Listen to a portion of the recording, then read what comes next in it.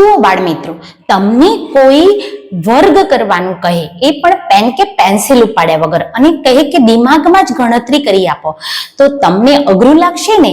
પણ ચાલો આજે આપણે સમજીએ એક સરળ ટ્રીક દ્વારા પેન કે પેન્સિલ ઉપાડ્યા વગર એની દિમાગમાં ગણતરી કેવી રીતે થાય.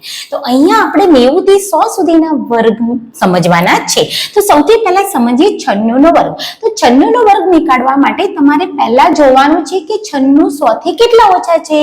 તો કેટલા ઓછા છે? 4. બરાબર. તો હવે આપણે 96 માંથી 4 બાદ કરી દેવાના છે. તો કેટલા આવશે? 92. 96 માંથી 4 બાદ કરો તો કેટલા આવે? 92. અને હવે આપણે જેટલા બાદ કર્યા છે એટલે કે 4, તો 4 નો વર્ગ લખી દેવાનો છે 16. તો 96 નો વર્ગ થાય છે 9216. ચાલો બીજું સમજીએ.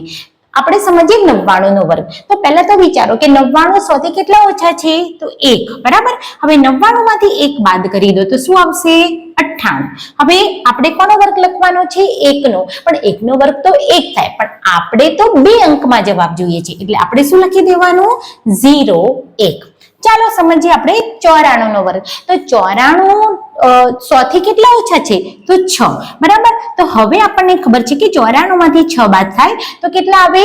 88. તો પહેલા લખી દો 88, અને આપણે કેટલા ઓછા કર્યા? 6. તો 6 નો વર્ગ શું થાય? 36. તો આવી રીતે 90 થી 100 સુધીના વર્ગ તમે પેન કે પેન્સિલ ઉપાડ્યા વગર દિમાગમાં જ ગણતરી કરી શકો છો. તો જો વિડીયો ગમે હોય ને તો લાઈક કરવાનું ના ચૂકતા, અને તમારા બીજા મિત્રોને શેર ફટાફટ કરી દો.